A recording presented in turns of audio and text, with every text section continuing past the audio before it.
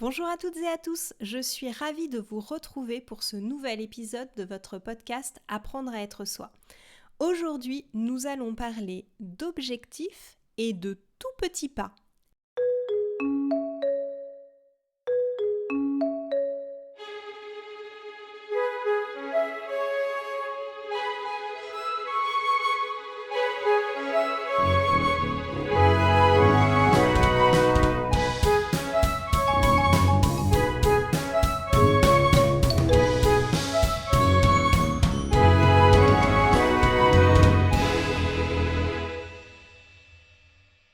Effectivement, la semaine dernière, nous avons parlé des domaines de vie et je vous ai dit à la fin que je vous conseillais de n'avancer que sur 2, voire 3 maximum domaines de vie à la fois.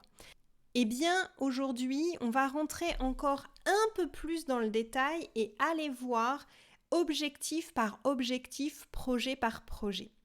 Qu'est-ce que j'entends par objectif ou projet ? J'aurais pu aussi parler de but, certains parleront de rêve. Ce que j'entends par là, ce sont toutes les choses que l'on veut atteindre ou que l'on veut devenir. Vous pouvez avoir comme objectif de devenir plus serein, plus patient, plus sportif. Vous pouvez aussi avoir comme but, comme objectif ou comme projet d'acheter une nouvelle voiture ou d'épargner pour partir plus loin en vacances ou peut-être d'organiser mieux votre temps pour pouvoir passer une soirée par semaine avec des amis. Tout ça, ce sont des objectifs, ce sont des choses que vous voulez voir arriver dans votre vie. Donc, vous pouvez avoir des objectifs dans l'être, dans l'avoir et dans le faire. Et je vous conseille d'ailleurs d'en avoir un peu dans ces 3 catégories. Après, ça va dépendre où vous en êtes dans votre vie. Il est important d'avoir des objectifs et si vous avez fait l'exercice des 2 dernières semaines que je vous avais présenté dans le podcast, c'est-à-dire de travailler sur ce qu'est pour vous une vie réussie et ce qu'est la réussite dans chacun de vos domaines de vie, vous devez avoir dans la tête plein d'envies, plein de choses que vous avez envie de réaliser. Eh bien, aujourd'hui, on va découper encore ces réussites en objectifs. Vous allez prendre des objectifs, c'est-à-dire chaque chose que vous voulez voir réaliser et qui feront ensuite que vous vous sentirez bien dans ce domaine de vie, que vous considérerez que votre vie est actuellement réussie. Comme pour les domaines de vie, je vais vous conseiller de ne jamais essayer de mettre en place plus de 3 objectifs en même temps. Pourquoi ? Parce que comme je l'ai dit pour les domaines de vie, à courir plusieurs lièvres, on n'en atteint aucun. Pourquoi on n'atteint pas ces objectifs quand on en a trop ? Tout simplement parce que pour atteindre un objectif, il va nous falloir y consacrer du temps, de l'énergie et de l'argent. Le temps, vous n'avez que 24 heures par jour. Et ça, c'est vrai pour tout le monde. Donc, il va falloir apprendre à prioriser. L'énergie, il y a forcément un moment, même si nous ne sommes pas tous égaux face au sommeil, il va falloir que vous rechargiez vos batteries, que vous dormiez ou que vous fassiez des activités qui vous apportent de l'énergie. Et ça, c'est pour tout le monde pareil. Donc, le temps et l'énergie sont des composantes dont la quantité nous sont limitées. Et donc, il va falloir choisir sur quoi on décide de mettre son temps et son énergie. Parce que comme ce sont des données limitées, il faut forcément prioriser et choisir sur quoi on les met. Donc si vous avez 14 objectifs, vous risquez de ne pas les mener à bien parce que vous n'aurez pas assez de temps pour vous y consacrer et vous n'aurez pas l'énergie de vous consacrer à tout. Pour la majorité d'entre nous, c'est aussi vrai avec l'argent. Quand vous avez des projets, quand vous avez des objectifs, ils vont avoir un coût en temps, en énergie et en argent. Et donc, si vous ne choisissez pas sur quoi vous allez répartir ce temps, cette énergie et cet argent qui sont limités, eh bien, vous n'allez avancer sur rien. Et le problème de n'avancer sur rien, c'est qu'on se décourage, on perd sa motivation. L'avantage de n'avoir que 1, 2 ou 3 gros objectifs qui sont largement prioritaires, ça va vous permettre d'avoir du temps, de l'énergie et de l'argent pour les faire progresser régulièrement. Et du coup, le fait de les voir avancer, même si c'est petit pas par petit pas, je vais y revenir, vous allez garder votre motivation parce que vous allez voir les choses grandir. Et même quand il y aura des difficultés, même quand il y aura des petits contretemps, eh bien, votre projet aura avancé sur la semaine, il aura avancé sur le mois et du coup, ça va vous motiver, ça va vous donner le coup de boost pour continuer. Alors que si vos projets n'avancent pas, vous avez l'impression de pédaler dans la semoule, vous avez l'impression que vous y avez passé un peu de temps mais que ça n'a pas avancé. Et du coup, ce côté frustrant va faire que vous allez arrêter et que du coup, vous allez passer à côté de cet objectif ou de ce projet qui, au départ, vous tenait à cœur. L'autre avantage, c'est que le fait d'avoir à choisir parmi vos objectifs va vous permettre de vraiment être certain des choses que vous voulez mettre en place. Puisque vous allez être forcé de prioriser, vous allez être forcé de réfléchir sur ce qui est le plus important pour vous aujourd'hui. Et du coup, comme vous allez mettre en place les choses qui comptent vraiment pour vous, ça va être plus facile de vous y mettre régulièrement, ça va être plus facile pour vous d'y consacrer cette énergie et ce temps et cet argent qui sont parfois très précieux dans la société dans laquelle on vit. Maintenant que vous avez choisi 1, 2 ou 3 projets ou objectifs, comment vous allez faire pour pouvoir les mener à bien? Parce que si votre objectif, c'est de ranger tous vos placards de cuisine, c'est un objectif comme un autre, mais vous pouvez bloquer une demi-journée ou une journée et ça va être fait assez facilement. Par contre, si vous avez comme objectif d'économiser pour pouvoir vous acheter une voiture sans faire de crédit, si vous avez comme objectif de devenir plus patient, si vous avez comme objectif de prendre l'habitude de méditer 10 minutes par jour. Ce sont des objectifs, des projets qui ne vont pas se faire en une seule fois. Et à partir du moment où vous avez des projets que vous ne pouvez pas caler sur une seule session, même si elle est d'une demi-journée, d'une journée, voire même de 2 jours, eh bien, je vous conseille de les découper d'abord en étapes. Une étape, ça va être un morceau de votre objectif qui peut être encore relativement gros. Et donc, je vais vous inviter déjà à couper cet objectif en plusieurs étapes, puis de couper ces étapes en morceaux encore plus petits, et enfin de redécouper ces morceaux plus petits en plus petits pas possibles. C'est ce qu'on appelle la méthode PPPP, la méthode du plus petit pas possible. Ce que moi je considère comme un plus petit pas possible, c'est quelque chose qui est réalisable en un quart d'heure, 20 minutes, une demi-heure grand maximum. Il est beaucoup plus facile d'avancer régulièrement, dans l'idéal quotidiennement, sur un objectif quand il est coupé en tout petits morceaux. Pourquoi ? Parce que vous allez voir que vous avancez régulièrement, vous allez pouvoir cocher et vous allez pouvoir les caler facilement dans votre emploi du temps. Il est beaucoup plus facile de trouver 15 minutes par jour que de trouver un bloc de 2 heures.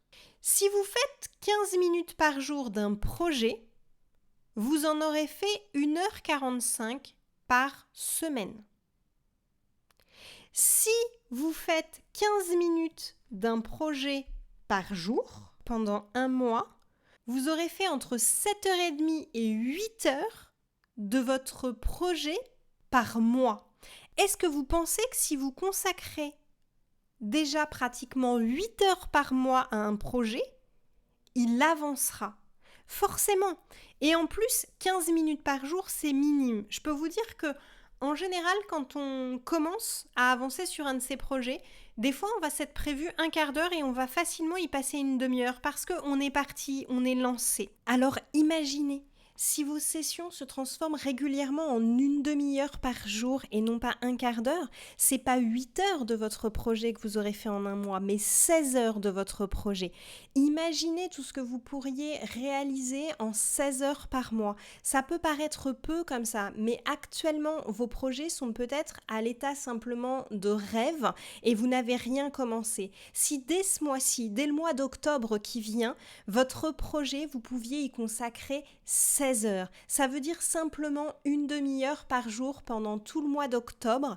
Vous auriez une vie qui s'approche de ce qu'est la réussite pour vous. Vous auriez une vie qui vous ressemble plus à la fin du mois prochain. Et tout ça, simplement en trouvant une demi-heure par jour. Ça se trouve, vous pourrez y consacrer plus de temps sur votre jour de repos, sur le week-end, mais simplement avec une demi-heure par jour, tous les jours, vous pouvez vraiment transformer votre vie dès le mois prochain. Donc, moi, je vous conseille vraiment d'aller chercher ces petites doses. C'est beaucoup plus facile d'arriver à caler 15 minutes de lecture en allant se coucher 15 minutes plus tôt, par exemple. C'est plus facile de se lever un quart d'heure le matin plus tôt pour pouvoir faire avancer son projet. Alors, il y a des projets où ce sera plus compliqué de les couper en un quart d'heure, 20 minutes. Je suis d'accord. Mais même à l'intérieur d'un projet, va y avoir des activités qui sont facilement calables en 15 minutes et puis d'autres où effectivement, il faudra prévoir 1 heure à chaque fois. Mais plus votre projet va être coupé en petits morceaux, plus vous allez le voir avancer, plus vous allez pouvoir le faire quotidiennement et moins vous allez lâcher la motivation. Donc c'est vraiment important. Et l'autre avantage de couper votre objectif en étapes, puis vos étapes en étapes plus petites et enfin en actions faisables, allez, on va dire entre un quart d'heure et 1 heure pour compter large, ça va vous permettre de rendre le projet moins gros, moins flou. Vous saurez beaucoup plus où vous allez, donc vous serez beaucoup plus efficace. Et en plus, le fait de l'avoir segmenté en petits morceaux, c'est que souvent, il va vous paraître beaucoup plus abordable. Je vais vous prendre un exemple qui est concret pour moi aujourd'hui. Pour mon programme Apprendre à être soi, c'était un projet de 26 vidéos. Et ça me paraissait titanesque. Et le fait d'avoir découpé déjà le programme en 26 vidéos, de voir ce que j'allais mettre dans chacune des 26 vidéos, et puis de décomposer qu'une vidéo complète, c'était les recherches, la création du PowerPoint, le fait de filmer les vidéos, puis le fait de monter les vidéos et enfin le fait de mettre en ligne les vidéos, c'était quelque chose qui devenait beaucoup plus abordable, qui était beaucoup plus facile et beaucoup plus digeste pour moi. J'ai pu m'attaquer à chaque partie séparément, m'y consacrer pleinement, gérer les difficultés qui sont apparues au fur et à mesure, mais ça m'a permis de vraiment pouvoir dédramatiser, parce qu'au départ, quand je pensais à ce projet de 26 vidéos, ça me paraissait insurmontable. Et puis en fait, j'ai pris vidéo par vidéo et dans chaque vidéo, je l'ai décomposée en 5 étapes. Et après, j'ai pris chaque étape une par une. Et chaque étape avait son moment dans la journée ou dans la semaine. Et plus j'ai avancé, plus j'en ai fait, plus c'est devenu facile. Et chaque projet est comme ça. C'est-à-dire que c'est pareil, quand j'ai voulu devenir plus sportive, j'ai repris d'abord par aller marcher une demi-heure. Et puis après, je me suis mis à marcher plus longtemps. Et ensuite, je me suis mis à alterner la marche et la course. Et puis, j'ai repris la piscine. Et ainsi de suite, progressivement. Jusqu'au jour où je continuais à dire que j'étais pas sportive et où en fait, quand je réfléchissais, je me disais que je faisais du sport 4 fois par semaine. Ça s'était mis en place progressivement. Petit pas après petit pas. Et ce que je vous invite à faire aussi, c'est une fois que vous avez commencé à décomposer votre objectif, trouvez le premier pas. Celui que vous pouvez faire non pas demain, non pas lundi prochain, non pas dans une semaine ou dans un mois, celui que vous pouvez faire tout de suite. Le petit pas, ce sera peut-être simplement de parler à quelqu'un de votre objectif. Ça va vous donner de l'implication, ça va le rendre réel. Vous pouvez aussi, pour certains projets, vous mettre des deadlines. Il y a certaines personnes pour qui ça aidera à avancer de façon plus régulière, le fait de dater les étapes de vos objectifs et l'objectif complet. Est-ce que vous vous donnez 1 mois, 3 mois, 1 an pour atteindre cet objectif? Cela vous donnera une ligne d'arrivée. Ça peut être extrêmement intéressant. Enfin, venez mettre dans votre to-do list du jour ou de la semaine ou carrément dans votre planning avec un horaire précis, quand est-ce que vous vous occupez de telle tâche? Est-ce que vous méditez tous les matins avant le petit déjeuner? Est-ce que vous allez faire du sport 3 fois par semaine pendant votre pause déjeuner? Est-ce que vous écrivez 15 minutes de votre futur best-seller tous les matins avant de partir ou tous les soirs en rentrant du bureau? Choisissez, placez-le dans votre semaine.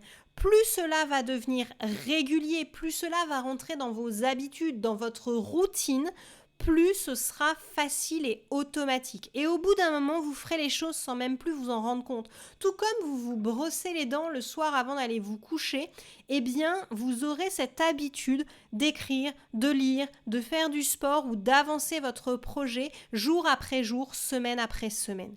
Et je vous promets que le fait de voir avancer vos projets va continuer à vous motiver, va vous donner l'élan supplémentaire pour investir encore plus dedans. Et souvent, vous allez l'avancer même encore plus vite que ce que vous pensiez au départ. D'ailleurs, je vous conseille pour ça de faire le point toutes les semaines ou au minimum tous les mois sur l'avancée de vos objectifs. Où en êtes-vous? Comment avez-vous avancé ce mois-ci?